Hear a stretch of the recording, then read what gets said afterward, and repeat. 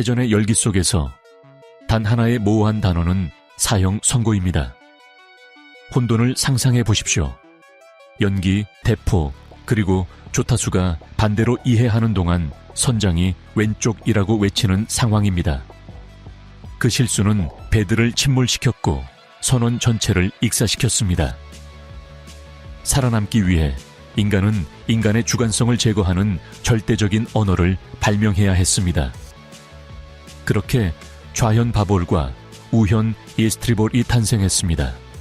이는 오늘날 수천 년이 지난 후에도 여전히 당신이 현대식 비행기에 어느 쪽으로 탑승하는지를 결정하는 신성한 코드입니다. 하지만 그것이 당신이 배울 유일한 것은 아닐 것이니 시작합시다.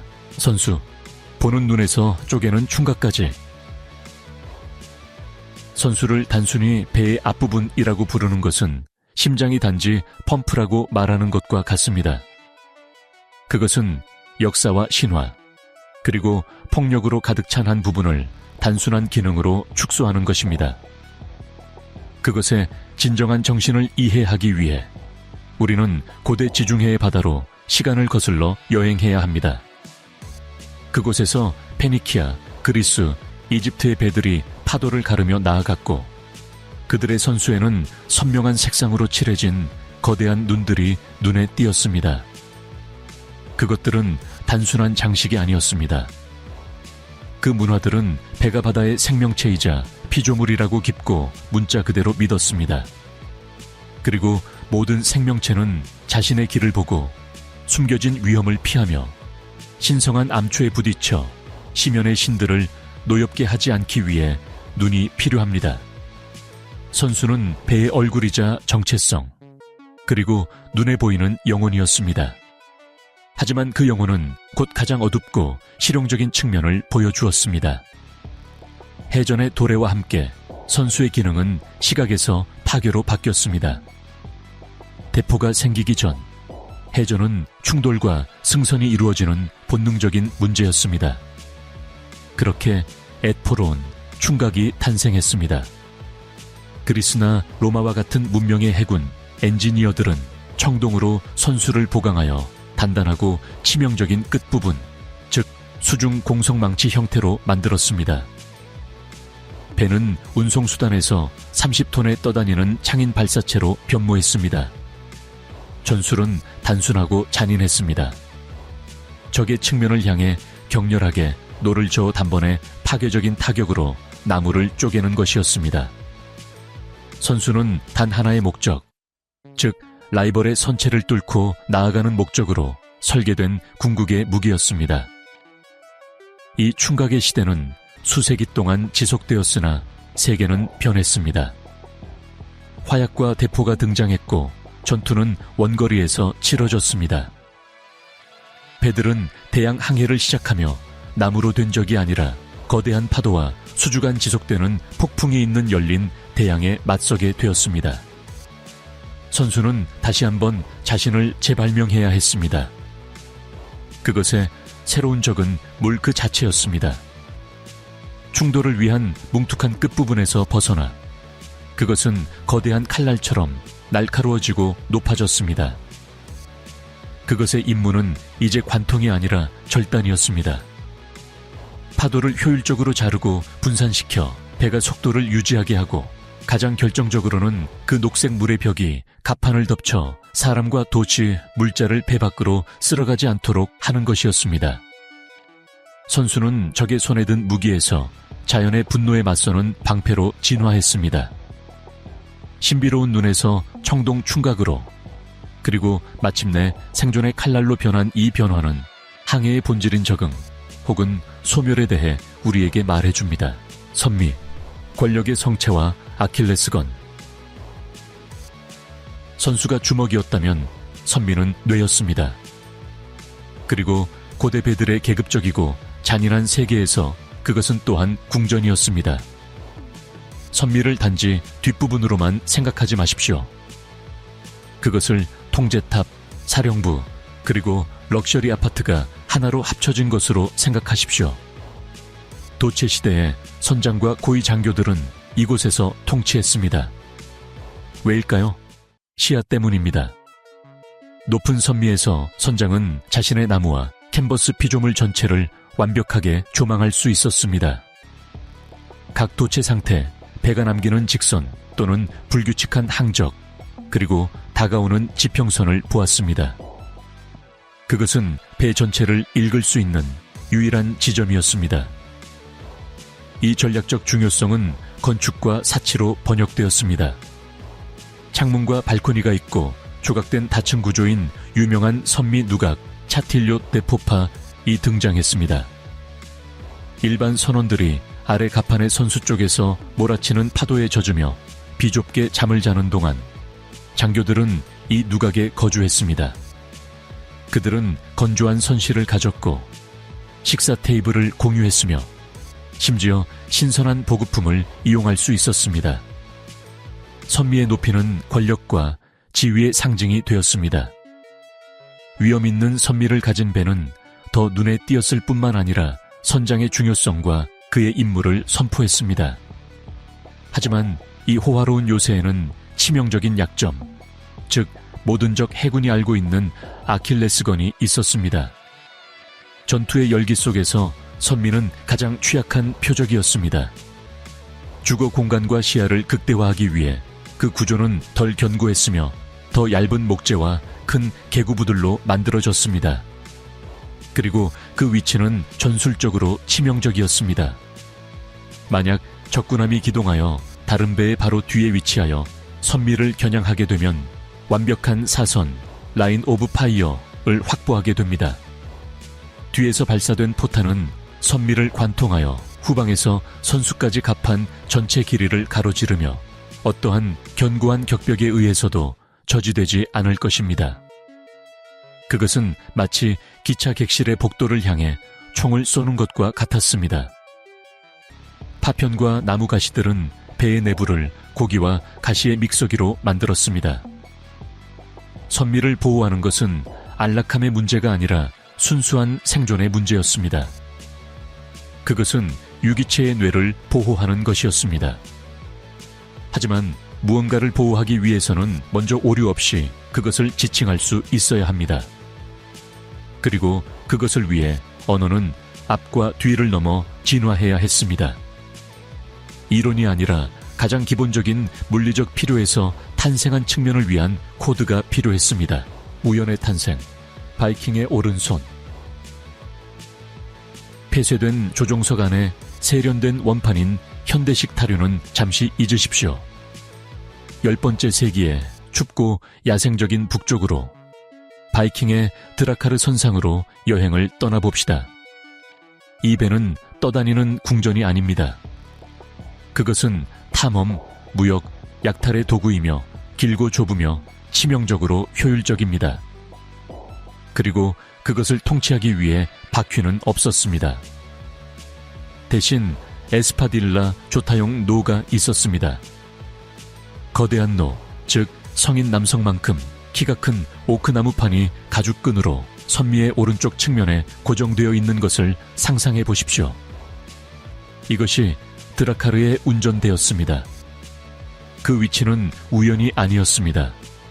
그것은 인간 생물학에 의해 결정된 결정이었습니다. 대부분의 사람들은 오른손잡이입니다. 피오르드의 위험한 조류나 북해의 거친 파도에 맞서는 바이킹 조타수는 수압에 대항하여 그 무거운 노를 움직이기 위해 자신의 모든 힘과 기술이 필요했습니다. 자신의 강한 팔인 오른팔을 사용하는 것은 통제력과 힘을 주는 논리적인 선택이었습니다. 그리하여 타티몬은 거의 보편적으로 선미의 오른쪽 측면에 설치되었습니다. 그리고 여기서 언어는 행동과 융합됩니다. 그 항해사들의 언어인 고대 노르드어에서 이 타가 있는 측면을 스타이리보르드라고 불렀습니다. 스티리는 타, 다스리는 것을 의미했습니다. 보드는 배의 현 보르도, 측면 또는 판자를 의미했습니다. 문자 그대로 타의 측면입니다. 이 단어 스티리보드는 바이킹의 무역과 약탈 경로를 따라 언어적 여행을 시작했습니다. 그것은 저지 독일어와 네덜란드어로 스며들었고 마침내 영어의 스타보드와 스페인어의 에스트리보르가 되었습니다. 그것은 추상적인 용어가 아닙니다.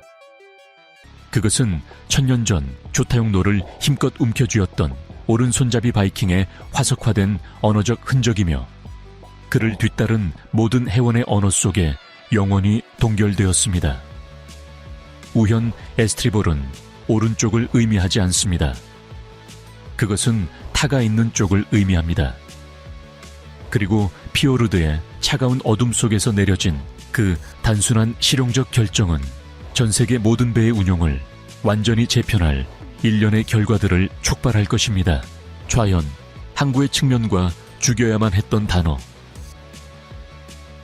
섬세한 타가 있는 우현의 존재는 기본적으로 반대편의 정체성을 만들었습니다. 오른쪽으로 부두에 접근할 수 없다면 왼쪽으로 해야 했습니다. 이 왼쪽 측면은 저반현, 즉 배의 운영상의 전면이 되었습니다. 이곳을 통해 보급품을 싣고 선원들이 승선하며 전리품을 내렸습니다. 그것은 항구의 측면이자 접촉의 측면이었습니다. 스페인어에서 우리는 좌현 바볼이라는 용어를 네덜란드어 박볼에서 물려받았습니다. 박은 등을 의미했는데 왜냐하면 우현의 탈을 오른손으로 잡은 조타수가 문자 그대로 이쪽을 등지고 있었기 때문입니다. 그것은 등의 측면이었습니다. 하지만 영어권 세계에서는 수세기 동안 왼쪽을 라르보드라는 다르고 문제적인 이름으로 알고 있었습니다. 그것은 짐을 싣는 측면인 레드보드 또는 로드보드에서 유래한 것으로 믿어집니다. 논리가 있었지만 치명적인 결함을 품고 있었습니다. 큰 소리로 발음해 보십시오. 라르보드. 이제 발음해 보십시오. 스타보드. 조용한 방 안에서는 구분이 됩니다. 이제 그 단어들이 질풍의 굉음, 돛이 펄럭이는 소리, 폭풍의 소음 속에서 외쳐진다고 상상해 보십시오. Hard to larboard, hard to starboard. 음향적 혼돈 속에서 그것들은 거의 동일한 소리가 되었습니다. 생명을 구하는 명령과 배를 침몰시키는 명령 사이의 음소 차이 하나뿐이었습니다. 이것은 이론적인 불편함이 아니었습니다. 그것은 전체 함대의 통신, 소프트웨어에 발생한 치명적인 오류였습니다. 음향전쟁. 너무 유사한 두 단어가 배를 침몰시킬 때 18세기와 19세기의 해군 기록 보관소는 이 혼동으로 인한 비극들로 점철되어 있습니다. 영국 해군 로열 네이비의 군함 HMS 디펜스는 항해 일지에 거친 파도 속에서 회피 기동을 하던 중 라르보드 명령이 스타보드로 해석되어 선체를 심각하게 손상시킨 충돌을 일으켰다고 기록했습니다. 그것은 고립된 사례가 아니었습니다.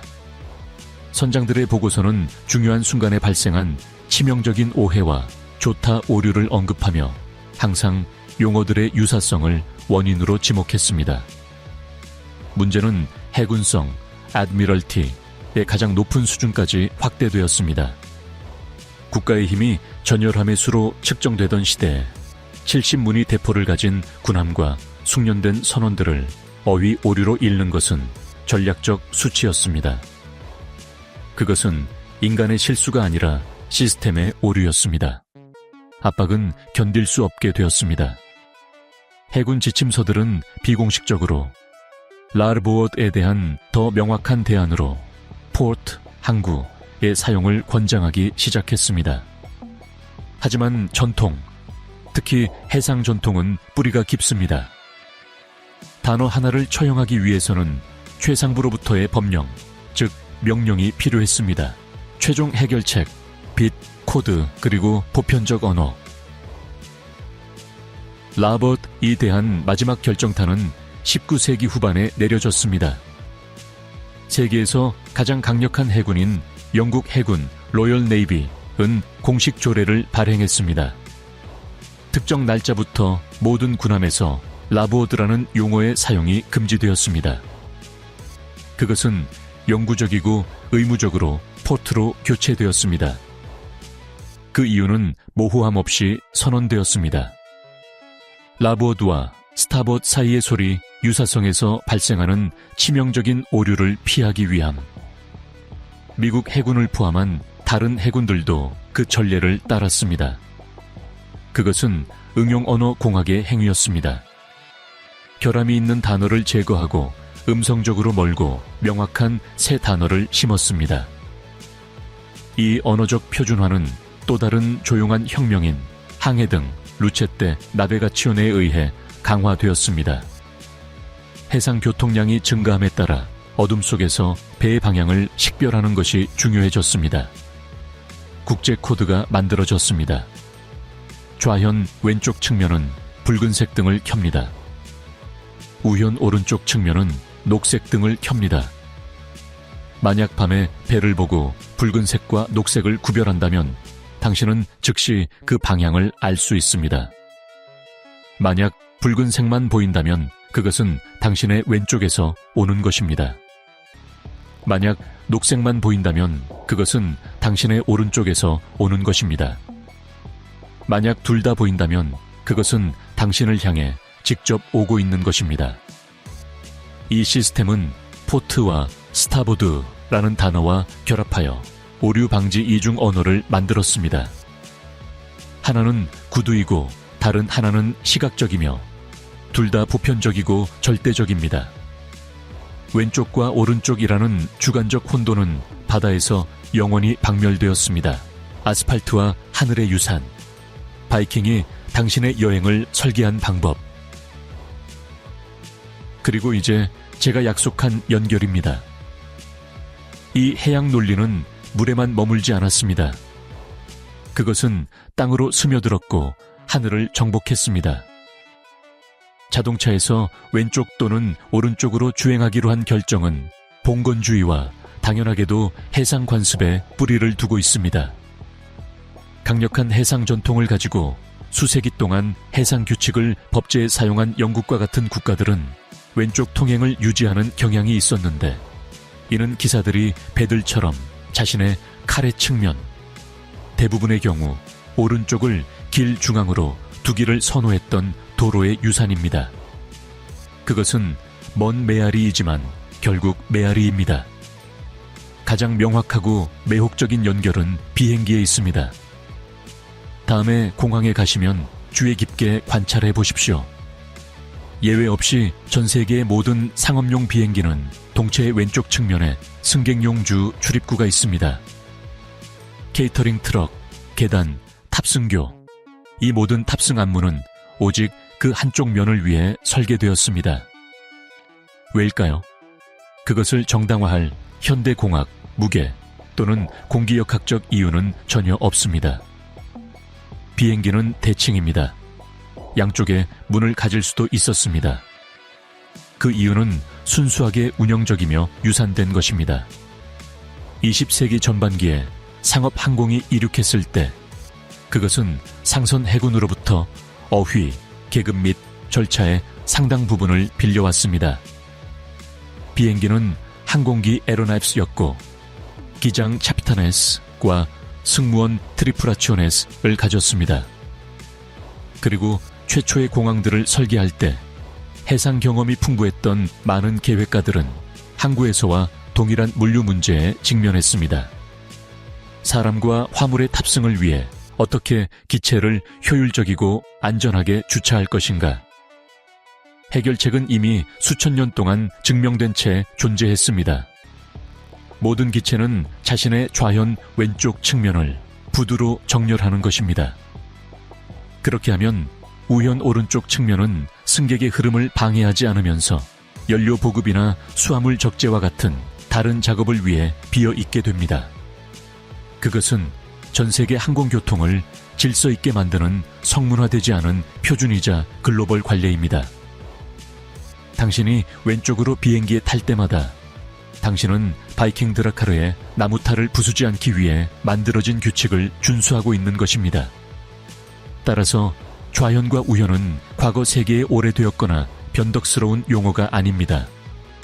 그것들은 생존을 위한 긴 진화 과정의 정점입니다. 그것들은 치명적인 모호함에 대한 절대적인 정밀함의 승리이며 지역 언어의 혼돈에 대한 국제적 표준화의 승리를 나타냅니다. 그것들은 오류를 용납할 수 없을 때 언어가 반드시 무결해져야 한다는 아이디어에 대한 언어적 기념비입니다. 이 이야기는 표면적으로 가장 진보된 기술에 의해 지배되는 우리의 현대 세계가 수세기 전에 내려진 실용적인 해결책들의 깊은 층 위에 놓여 있다는 강력한 일가음입니다. 그 결정들의 흔적은 우리를 둘러싸고 있습니다. 우리가 운전하는 방향, 자동차의 조명, 그리고 더 시적으로는 비행기에 탑승하는 단순한 행위 속에요. 역사는 반복되지 않지만 소통과 질서의 근본적인 문제를 해결하는 가장 우아한 해결책들은 우리와 함께 여행합니다. 그것들은 시간의 바다를 건너 우리의 일상생활의 의례 속에서 구체화됩니다. 그러니 다음에 좌현이나 우현을 듣게 되면 오래된 단어라고 생각하지 마십시오. 삶과 죽음의 코드를 생각하십시오. 그리고 왼쪽으로 비행기에 오를 때 기억하십시오. 당신은 자신도 모르게 자신의 배뿐만 아니라 전 세계를 위한 길을 닫고 있었던 한 바이킹의 항적을 따르고 있는 것입니다.